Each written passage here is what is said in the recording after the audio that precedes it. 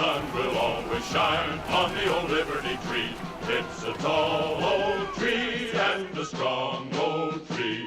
And we are the sons, yes, we are the sons of liberty. There's been one man who's been doing that work, ladies and gentlemen. It's the great Mike Davis. Mike Davis, ladies and gentlemen, has been on this program day and night and day, talking about Fani Willis and the disqualification of Fani Willis and why the lawsuit that she brought against Donald Trump, the case she brought against Donald Trump in Georgia, it was complete and total hot garbage. Mike Davis has made many, many double entendres on this program and has turned, red, cherry red with laughter, talking about how absurd Big Fani is and her lover boy, Nathan Wade.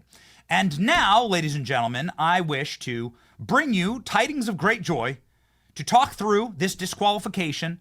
Right now, the great Mike Davis joins the program live.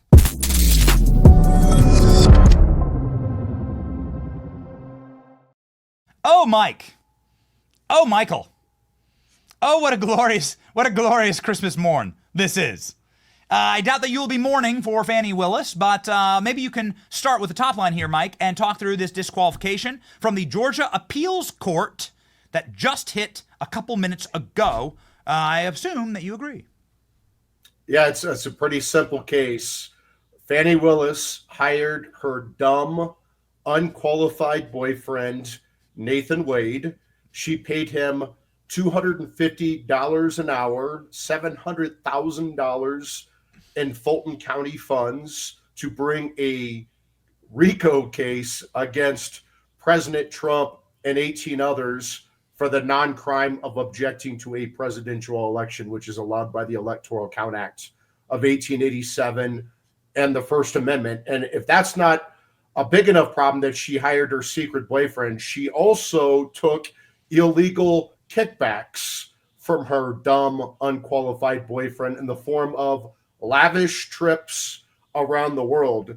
Poor Nathan had to take Fani Willis to Belize and the Caribbean and Napa, all over the world. Remember, Fani Willis testified that she's a Grey Goose girl. She is a high-class woman. I was going to use another word, but I'll get in trouble on your show. So she took these illegal kickbacks, which means that she has a financial stake in the case. You're paying someone to handle your prosecution in your office, and then you're taking money in return.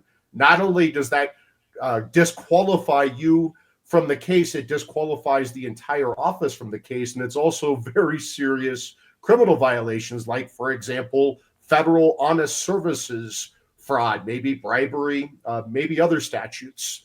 And so when Fani Willis got called into this Georgia trial court to answer for this, remember, she lied about it. She said, oh, no. We went Dutch to Napa and Belize and the Caribbean because my Black Panther father taught me to keep a bunch of cash laying around the house like I'm a drug dealer or hoe.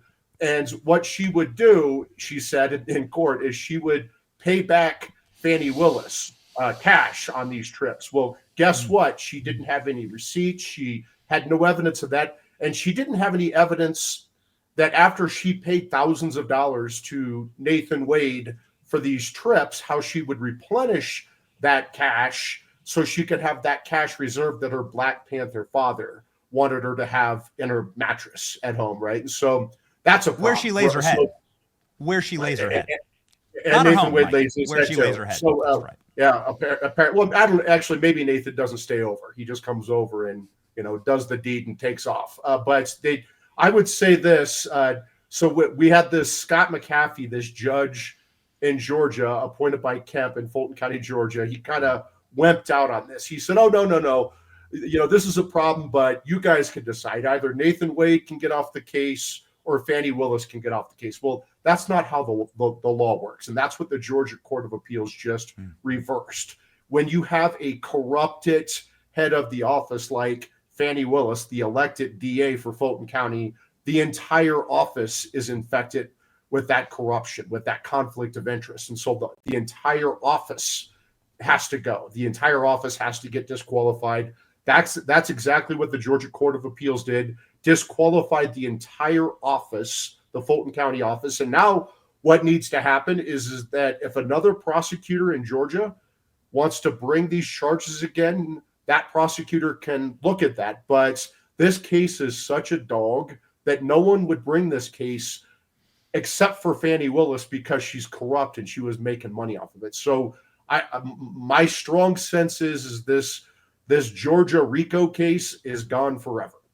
So the case may be gone forever, this case, but there may be new cases. What we've learned throughout this trial is not only malfeasance inside of the office, but also outside. Nathan Wade went to the White House and billed the taxpayers of Georgia for that. He lied. He coordinated with the White House, and Fani Willis did as well. Fani Willis coordinated with the January 6th committee. He coordinated with Liz Cheney. We know this because we have the travel receipts and we have the security logs from the White House. The Secret Service said she went. And so they've lied multiple times about this. Mike, what kind of legal jeopardy is Fani Willis and Nathan Wade in now because of this scam?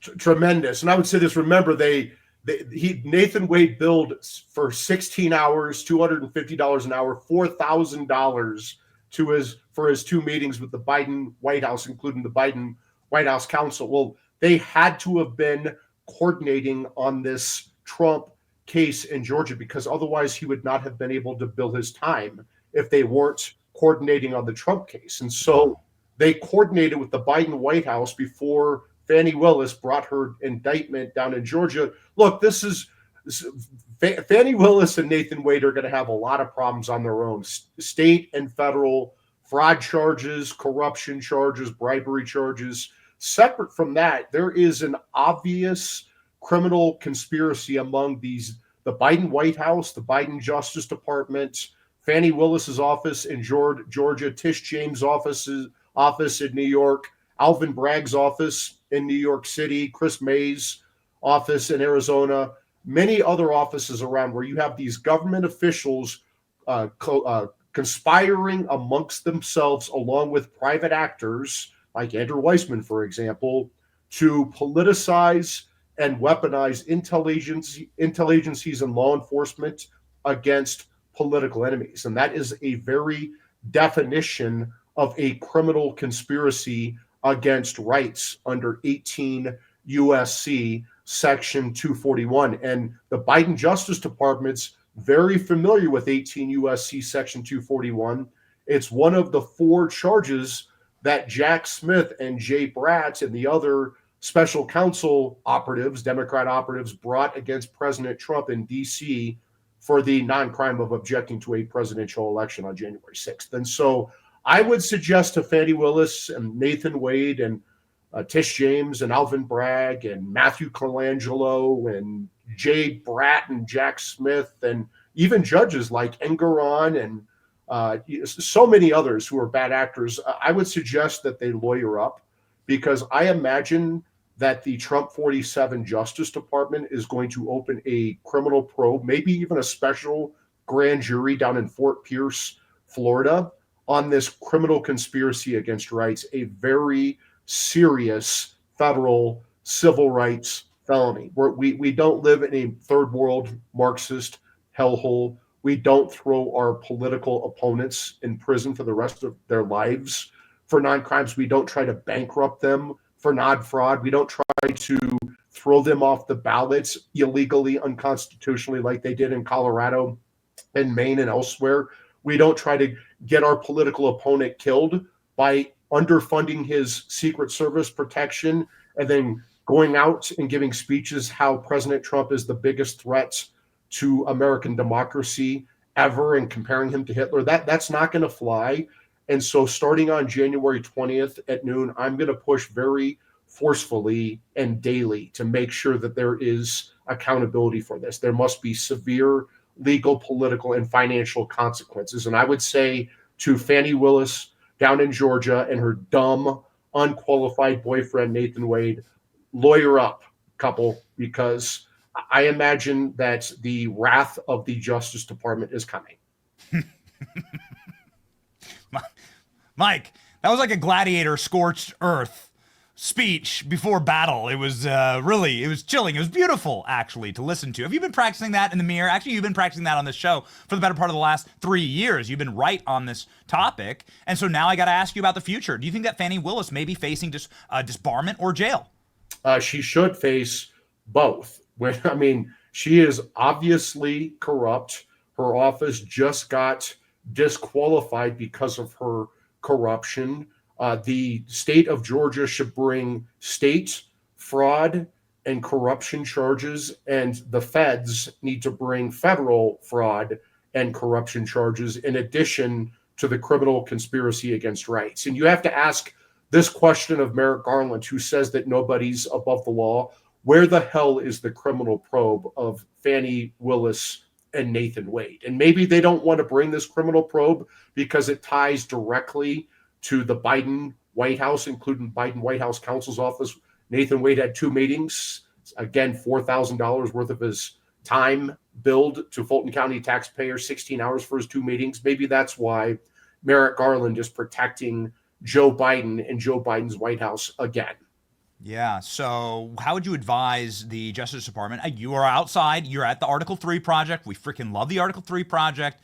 Do a big shout out to them every single show. Okay, Mike runs that. It's the best legal authority in the country. And I want to ask about Liz Cheney, but very quickly, one more question on Fani Willis. How would you advise the Justice Department to move forward? Is this a special counsel operation? Like, let's say you were asked, is this a special counsel operation? Is this like a special prosecutor, Mike? Is it how would you make sure, taking a step back and not bringing any names into this, how do you make sure that this is so scorched earth, so salted of the earth, that it never happens to anyone again, Republican or Democrat? Because I think that's actually what we want here, frankly.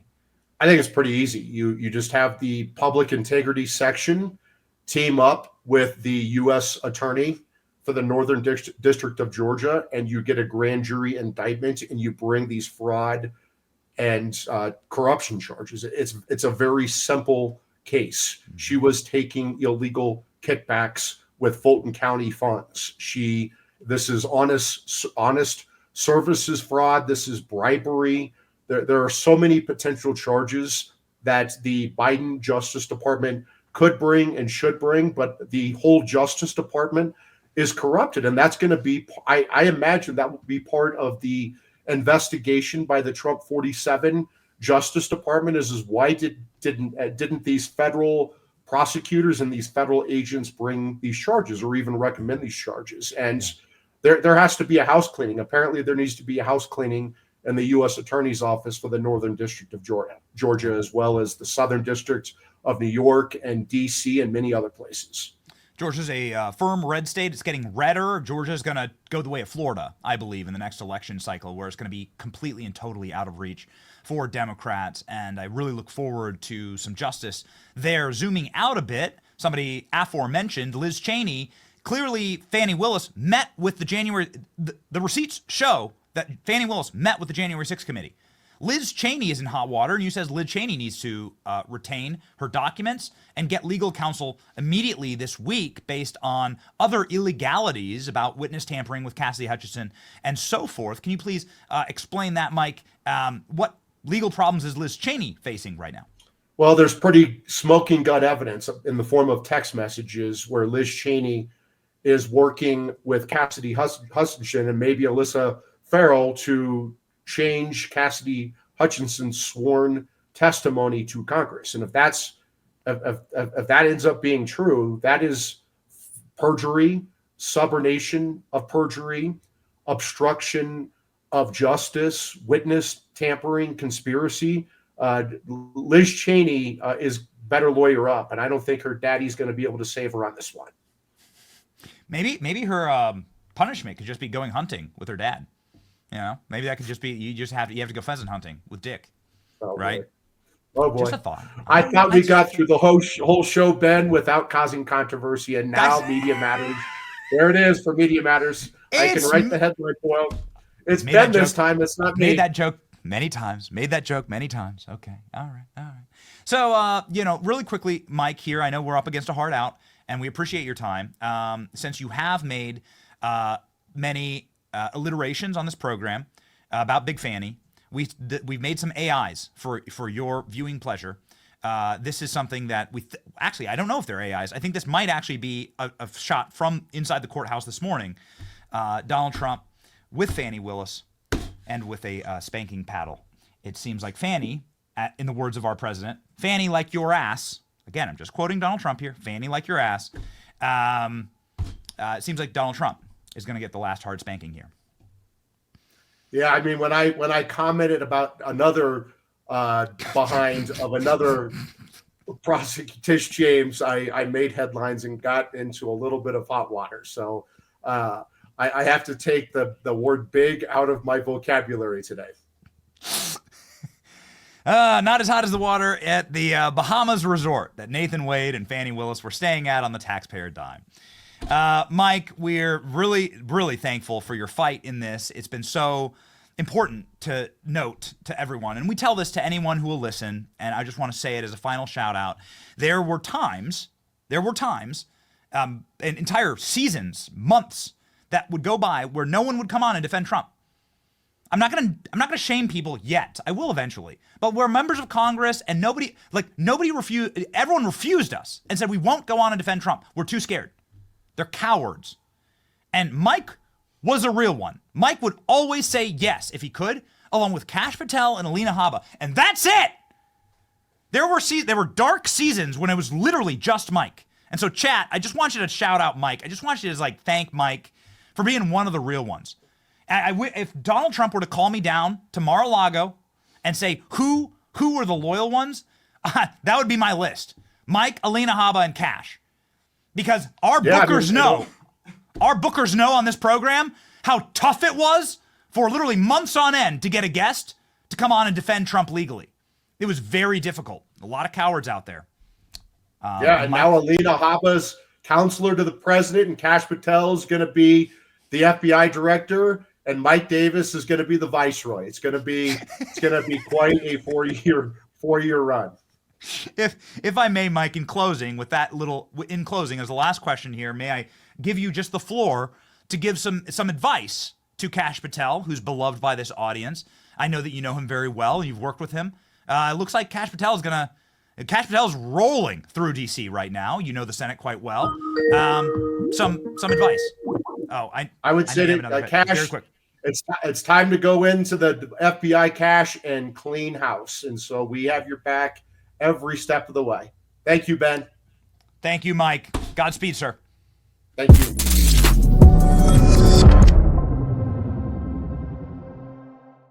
Good old Mike Davis. Freaking love that dude. Okay, here we go, ladies and gentlemen. Let's rock and roll. We have an amazing show ahead for you. My bookers are telling me that we're working on Josh Hawley. Okay, so they want to Josh Hawley's running around to meetings. He's going to call in to the program. Mike Lee is going to come on to talk about this abomination of a spending bill that was nuked. And we're going to ask Mike Lee if he wants what Rand Paul wants, which is Elon Musk for Speaker of the House. You know, Speaker of the House doesn't have to be a member of Congress. We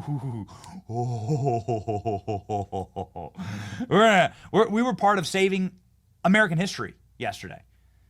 We were part of changing American history, saving Western civilization yesterday. It was so exciting. We're going to cover all of it. But we still want to belabor the glory of this Fani Willis news. And, hey, can you tell me, what do we think? Oh, Byron Donalds? Okay, so no Byron Donalds today.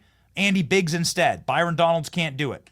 Sounds like Byron Donalds is potentially in a meeting with Mike Johnson right now. So Byron Donalds was booked for the show. Byron can't do it. Kara, just let me know. We're rocking and rolling, okay? We're rocking and rolling. So Representative Andy Biggs will be on the program soon to talk again about this. Andy Biggs was one of the first homies in Congress to come out against this, and I want to be on time today. We have so much to do. First off, though, as we get rocking and rolling, and we were live early today, we want to hang up our beautiful new stockings. Here we go. Our new stockings. Glenn Tallman, that's your name, and Starshine. These are for the Super Chats. These are the Super Chat stockings. Thank you so much. This number one Super Chats, get stockings inside of our studio. go. In case you're wondering if we actually physically build our studio, yes we do, and we can actually interact with it. There it is. And there you go. Hung by the chimney with care and love and thank you. The super chats for the program, the top super chats, we'll read your super chat. Of course, we'll read your message of the show. Please make it family friendly. And we'll put your name physically on a stocking and we'll hang it up, ladies and gentlemen.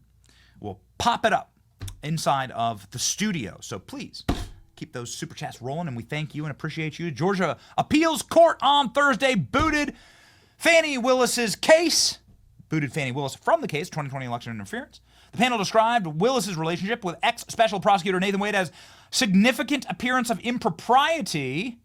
The court declined to outright dismiss Trump's indictment, but disqualifying Willis' office shows and throws the future of the case into total doubt and be complicated by Trump's impending return to the White House. After carefully considering the trial and the court's finding in the order, we conclude that the erred by failing to disqualify Fani Willis from her office, the court wrote in a ruling. The remedy crafted by the court to prevent an ongoing appearance of impropriety did nothing to address the appearance of impropriety that existed at the time of DA Fani Willis exercising her broad pre-trial discretion about who to prosecute and what charges to bring. It continued. So Fani Willis gets completely destroyed today. This is glorious and absolutely uproarious news. Chat, can you tell me Trump just responded? Trump just responded. Can we get Trump's response? I just want to make sure that we're ready to rock with that. Donald Trump's response to this. CNN is melting down. The news is breaking. The news is less than 30 minutes old. So the news is breaking and it's hot right now. Let's do President Trump's response. President Trump just cheers disqualification of corrupt Fani Willis case, saying the case is entirely dead. Everybody should receive an apology, says President Trump in a phone call with Based Brook from Fox News. President-elect Donald Trump reacted to Georgia Court of Appeals' decision to disqualify corrupt Fani Willis and her team by telling Fox News Digital that the case is entirely dead, and his wonderful patriots who have been caught up in this for years should receive an apology from Fani Willis. Donald Trump was on a phone call with Fox News saying this. The Georgia Court of Appeals on Thursday disqualified Willis and her team from prosecuting Trump and co-defendants for her election interference case.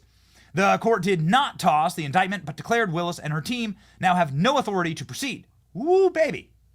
The executive interview with Fox News Digital, Trump said the whole case has been a disgrace to justice. It was started by the Biden DOJ as an attack on his political opponent, Donald Trump, and they used anyone and anybody. They have been disqualified, and her boyfriend has been disqualified. They stole funds and went on trips, says Donald Trump. Ooh, baby. Donald Trump looks and sounds very, very mad. Donald Trump has made a number of funny jokes about Fani Willis. I actually spoke with Donald Trump about the jokes that he's made about Fani Willis. There are so many jokes to be made about this. Here are some of Donald Trump's greatest bangers. We gotta spend all of our gunpowder here because we'll probably never talk about Fani Willis again until she's put in prison. And can you pop that up, please, Killer Klein? What you got on screen right there? I want to say, as a thank you from this program, we've covered this so much. Thank you, Fani. Look at this. This mugshot. Single greatest mugshot in American history, in world history, no doubt. This mugshot goes with the mugshots of Gandhi and Elvis, right? These are Frank Sinatra has a mugshot.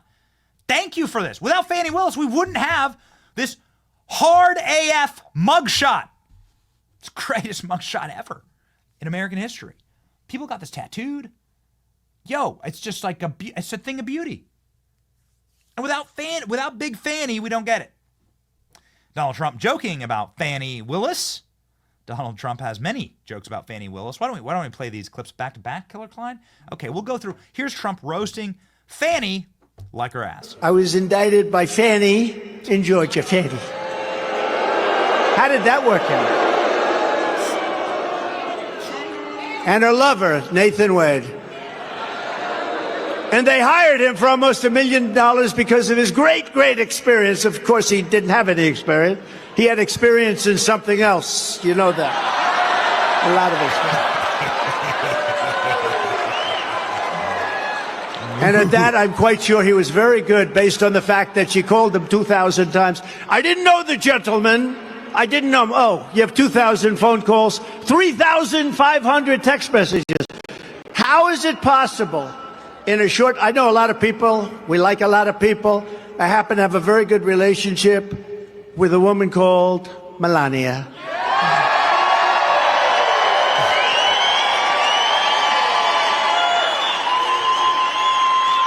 But I would venture to say in all the years that I've known her, I might not have called her 2,500 times. That's all. I know I didn't send 3,500 text messages. Okay, hold on, ladies and gentlemen. I want to pause here for a second. Klein, can you load that as a play-beside? Donald Trump here saying in a speech that Nathan Wade was good at something else. He's not good at law, but he's good at something else, okay? So we watched that, and then later that day, Donald Trump went to the UFC fight in Miami. And we got a chance to chat with Trump, and I was complimenting him on how hilarious that was. And you'll see here, there's no audio in this video. We want to respect Trump's privacy. You can see here that we use the Trump Nathan Wade action. He loved it. He freaking loved it. Anyway, we're big fans of President Trump, the way that he savages his political opponents, and we haven't even gotten to Congress yet. Really quickly here, let's go. Fani, like your ass. All these local cases like Fani. It's spelled Fanny. It's spelled Fanny like your ass, right, Fanny?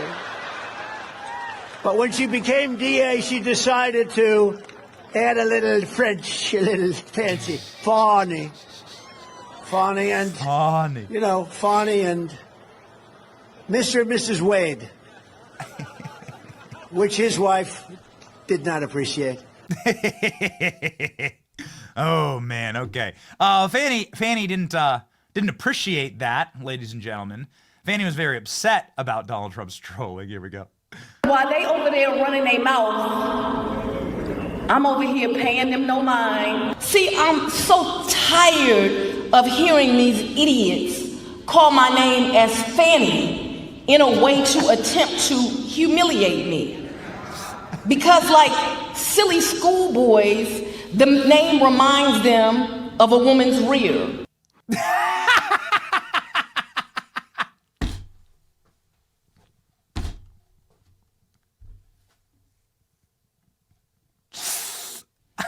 You ever heard of the Streisand effect? Like, you do realize that when you say things like that and you're talking about how your name is a woman's rear, that it's going to make us say it all the more. And when you call us schoolboys, yeah, we're schoolboys. And this photo, by the way, is hard, goes hard. And we think as schoolboys, this kicks ass. This is the greatest political backfire in American history. Fani Willis gave us this image, ladies and gentlemen. Whew, man, there are so many wonderful things that we don't wish to forget, but we have to move quickly, ladies and gentlemen, in our recollection of these glorious moments, because, well, we're going to be joined by multiple members of Congress here soon from the House and Senate to talk about the destruction of the corrupt war pigs and taxation cucks inside of the Republican Party, and we're very excited about that too.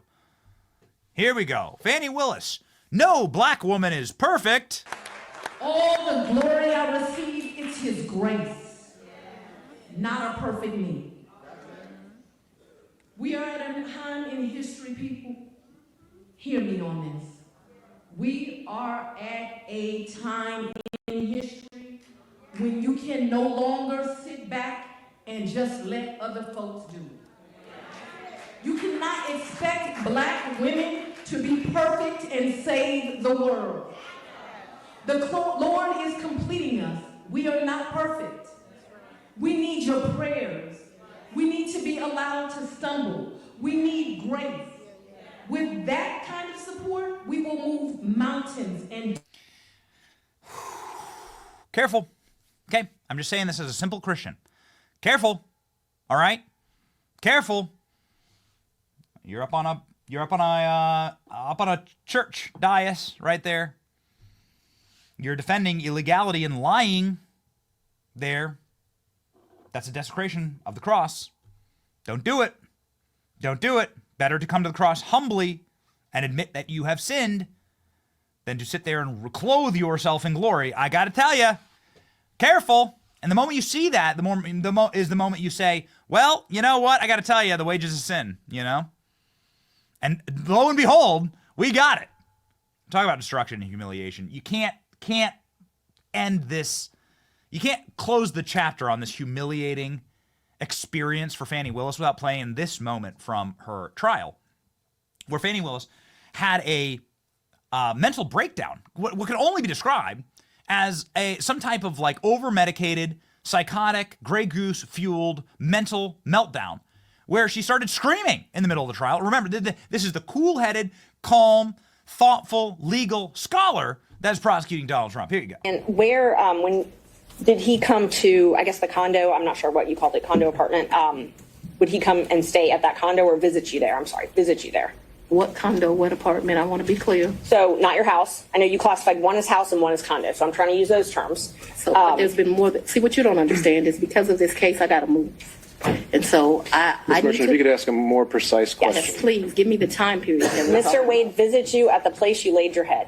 When? Has he ever visited you at the place you laid your head? So let's be clear, because you lied in this. Let me tell you which one you lied in. Right here. I think you lied right here. No. This is the truth, Judge. And it is a lie. It is a lie. Well, Mr. Sena, thank you. We're going to take 5 minutes. Be back in 5. Dude, I do, like, we do a live stream to talk about news and the absurdity of news. You've never seen me, like, take papers and throw them around and scream. I do my best to, like, stay under control, even though I do get excited about the current environment, and this is, like, kind of our style on here, right? And when you want somebody to reflect, obviously, your emotions about these certain things, and I am here with you. I'm just like a dude, right? But I'm not, like, she's prosecuting the single most important case in American political history. She's trying to put 20 people that work for Donald Trump in prison, like, for the rest of their lives. And she's behaving like this? Again, like, I would think this would be pretty extreme even for our show, right? And we have a show, like, built on memes. It's pretty embarrassing. But Fani Willis is not embarrassed. Here we go. My reputation. I don't feel like my reputation needs to be reclaimed. Let's say it for the record. I'm not embarrassed by anything I've done. I guess my greatest crime is I had a relationship with a man, but that's not something that I find embarrassing in any way. And I know that I have not done anything that's illegal. Okay, so here's the rule, right? Here's the rule. You tell on yourself when my 2-year-old comes running up to me with cookie crumbles all over their face, saying that they didn't eat the cookies. You're telling on yourself. When Fani Willis is standing there being like, I didn't do anything illegal. I didn't. I promise. I actually didn't. No. I didn't do anything illegal. You did something illegal. I wonder here, ladies and gentlemen, like, innocent people don't go running up to CNN cameras and go, hey, excuse me, I didn't do anything illegal. Just want to put that out there for the record. We want to put that out there for the record, ladies and gentlemen, that the single greatest meme, maybe not ever in American history, but certainly one of the greatest memes of the last couple of years, and the greatest meme of this entire saga, is Fani Willis's boyfriend, somebody who we lovingly refer to as Nathan's hot dog, Nathan Wade, who was sitting on the stand and is answering possibly one of the toughest legal questions ever posed in a court of law.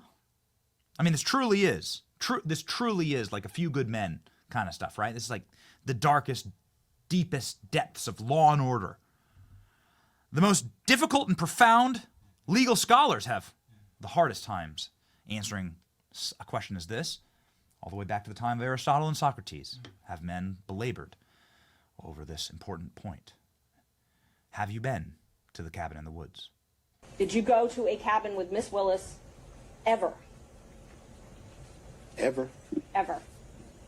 All the time we've been together, Thought a thing would last forever. Through thick and thin, good or bad. All I was happy, never sad. Now it's all gone sour, getting worse by the hour. Let's break up now. No. You've never gone to a cabinet with this? No. We will miss that meme. We really will. The glory, if you know, you know.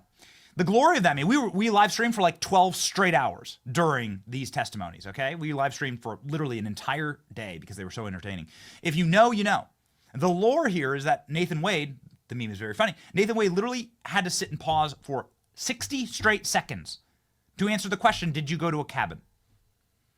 That's it. It took 60 seconds of him staring at the ceiling and sweating his bald ass off to answer that question. And so it really did require us to dig deep and to ask, what was he thinking about in those moments? And we think we know. We think we know. Ladies and gentlemen, it is a single glorious and important day. It is something that, well, we are so... We are longing, actually. We are longing for more reasons to celebrate, and we have them in Congress. We'll be joined in just a moment by Representative Andy Biggs. Until we move, but before we move off this entire point, this point here, I want to give you one salt that lid. We've salted so much Fani Willis. We've gotten our salt shakers out. We've done so much salt pouring. Here's our salt that lib of the day. Killer Klein, it's going to be the CNN clip here. Okay, gotcha. It's just Jim Acosta. It's Jim Acosta responding to this news. I couldn't pick a better person to be live on CNN when this news broke. But salty Jim Acosta, somebody who has cried on camera before. Salty Jim Acosta responding to the Fani Willis news. This is the man who, of course, told you that Donald Trump was going to prison, was going to lose the 2024 election, was an insurrectionist. And now Jim Acosta has to see the final case against Donald Trump go down in flames. And we couldn't think of a more fitting salt bucket to bring to Jim. And if you're new to the show, we got a lot of new viewers. Fastest single growing news stream on earth is this program. And we love you and we thank you. If you're new to the show, we salt that lid. We put salt in the comment section. So please drop your salt shakers in the comment section to help us replenish the sodium for Jim Acosta. I mean, we're doing him a favor here. Replenish the sodium for Jim Acosta as he cries on camera live on CNN. Salt that lid.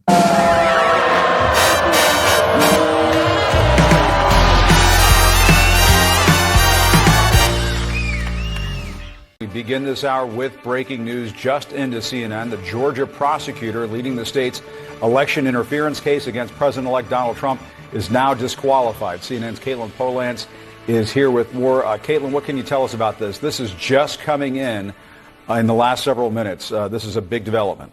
A big development, and a big development that Donald Trump has wanted for a long time. That case against him in Georgia, the criminal case, where it's accusing him and several others of a racketeering conspiracy related to the 2020 election, it's already been paused. Now, it's not even backburnered. This is a case that will be dead in the water because the Georgia Court of Appeals is now saying that Fani Willis, the leader of the prosecution against Donald Trump, the district attorney in Fulton County, Georgia, she should be disqualified from being able to bring that case.